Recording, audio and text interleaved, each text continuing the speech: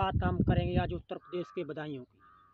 बदायूं में आखिरकार भ्रष्टाचार रुकने का नाम नहीं ले रहा है। अब बात बदायूं के जिला चिकित्सालय अस्पताल की करेंगे, जहां पर सिर्फ नाम का जिला चिकित्सालय अस्पताल सरकारी है, लेकिन कोई भी गरीब आदमी वहां पर दवा लेने जाता है तो मेडिकल से सीधे दवा लिख दी जाती है और डॉक्टर से सवाल किए जाते हैं तो डॉक्टर का कहना है कि हमसे अगर कोई बातचीत करता मैं अवधता करने की उसे शिकायत FIR थाने में दर्ज करा के उसे अंदर कर दूंगा। दरअसल ऐसा ही मेरे साथ खुद एक वाक़या हुआ। मैं कुछ दिन पहले जिला चिकित्सालय अस्पताल में पहुंचा था। वहीं पर मैंने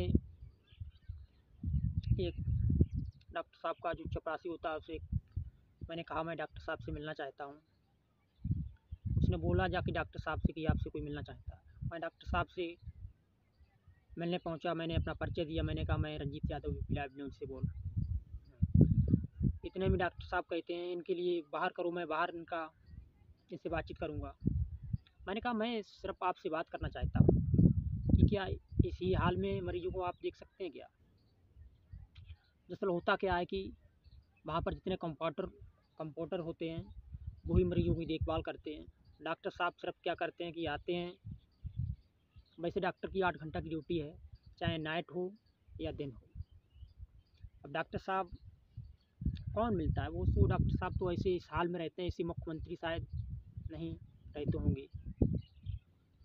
कोई भी गरीब आदमी जाता है जिला चिकित्सालय अस्पताल में दवा लेने के लिए तो डॉक्टर साहब उसे देखते भी नहीं है और जो कंपाउंडर वगैरह होते हैं वो ही उनकी चेकअप वेकअप करते हैं।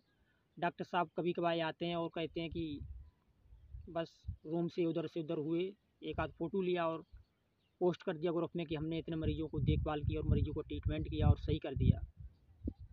बताओ, कोई भी अधिकारी इस बात के लिए सुनने के लिए तैयार नहीं होगा। मैं CM योगी आदित्यनाथ से गुजारिश करूँगा इस वीडियो के माध्यम से कि एक टीम गठित की जाए और जितने भी जिला चिकित्सालय अस्पताल हैं उनके लिए हर एक किसी पत्रकार को वीडियो बनाने की अंदर की अनुमति दी जाए, जिससे कि वो उन दीन गरीबों का दुख समझ सकें और आपके लिए वो वीडियो बुलाकर उजागर करें। मैं जितने भी उस जगह पर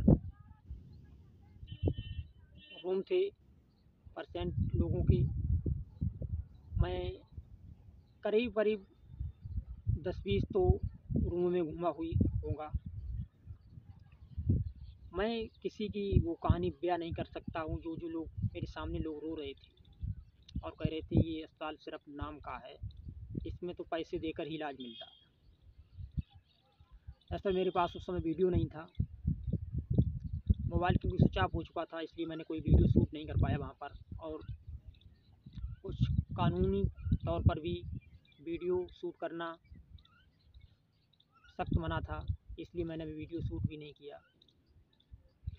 लेकिन क्या है, अगर ज़िले के सभी अधिकारी अगर सही रूप से काम करें तो डॉक्टर की क्या हैसियत है जो इलाज नहीं ठीक से करे।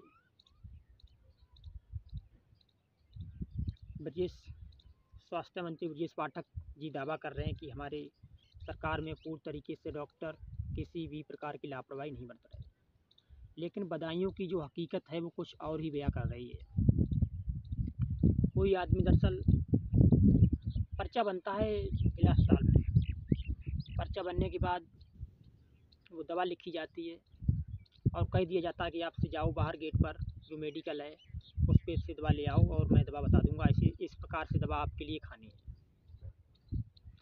प्राइवेट जब दवा मिल रही है तो सरकारी अस्पताल क्यों खोल रखे हैं आप लोगों ने, क्यों खोल रखे हैं सरकारी अस्पताल। ये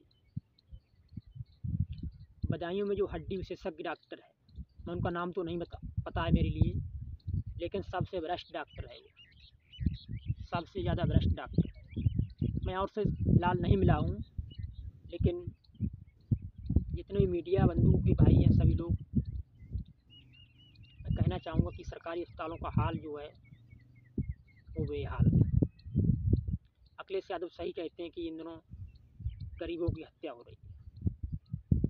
पैसा वाला कोई आदमी गरीब होता है वो सरकारी अस्पताल में जाता नहीं, और बेचारे गरीब जाते हैं और कोई सवाल जवाब भी अगर डॉक्टर साहब से करता है तो डॉक्टर साहब कहते हैं मेरे पास इसका इलाज नहीं है, आप यहाँ से ले जाइए, और रेफ़र लिख देते हैं बरेली या सेपई या आगरा के लिए।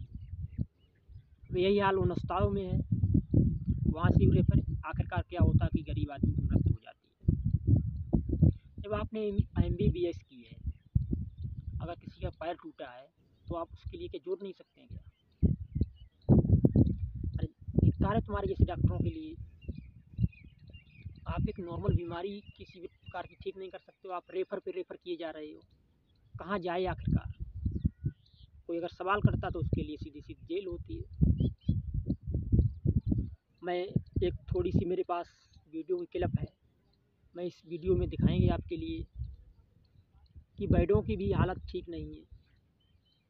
मैं खुद इस बात को कह रहा हूँ कि मैंने एक वीडियो क्लिप की, मेरे पास एक वार्ड बॉय जो था इंचार्ज रूम का, उससे मेरी हड़प भी हुई, और जो मेरे शायद कम्बल को लेकर मेरी बातचीत हुई थी उससे। पेशेंट को ठंड लग रही थी, मैंने उससे कहा मैं एक कम्बल और दीजिए, क्योंकि उस इलाज के वक्त कुछ कपड़ों में पहनने में दिक्कत हो रही थी, इसलिए मैंने कम्बल, एक जो स्टाफ नर्स रूम में मैडम जी थी मेरी, मैंने उनसे कहा कि एक मैडम जी कम्बल दे दीजिए, उन्होंने कम्बल दिया। तब तक एक और लड़का आता है, वो कहता कम्बल तो नहीं दूँगा, तो मैंने कहा उससे ये कम्बल मैंने जो उनके लिए ठंड लग रही थी मैंने उड़ाए हैं, जो कम्बल आप उतार लीजिए अगर वो भी कम्बल नहीं दे रहे हैं तो। काफ़ी देर बातचीत होती रही, लेकिन इतने में क्या होता कि वो डॉक्टर को फ़ोन लगा देते हैं। डॉक्टर साहब का भी जवाब आता है कि कम्बल उनसे ले लीजिएगा किसी। कम्बल तो बहुत सारे थे वहाँ पर, लेकिन बात है सिर्फ सिस्टम की। उधर सुबह होते ही CMO साहब भी रवाना अस्पताल में आते हैं, रवाना करते हुए एक दूसरे रूम में घूमते, लेकिन सिर्फ क्या होता है सेल्फी लेते हैं और पोस्ट कर देते हैं ग्रुप में कि सभी मैं जिला अस्पताल में औचक निरीक्षण के लिए करने पहुंचा, वहाँ पर सभी स्टाफ से बातचीत की और सभी मरीजों का हालचाल जाना, वो सभी प्रकार से स्वस्थ हैं। और क्या है हमारे देश की रणनीति, किसी कोई नेता के पास कोई गरीब आदमी आता, नेता फ़ोन करता है तो डॉक्टर साहब सीधे कह देते मेरे पास कोई उपचार नहीं। मेरी ये वीडियो जितने लोग देख रहे हैं ये शेयर करें। अगर हमें आप फेसबुक पर देख रहे हैं तो Ranjit Budaun news 24 live news से ये फॉलो कीजिए। आप UP लाइव न्यूज़ यूट्यूब पर देख रहे हैं तो सब्सक्राइब कीजिए मेरी वीडियो को। आपको तमाम मेरी खबर अच्छी लगी हो तो लाइक कीजिए, सब्सक्राइब कीजिए।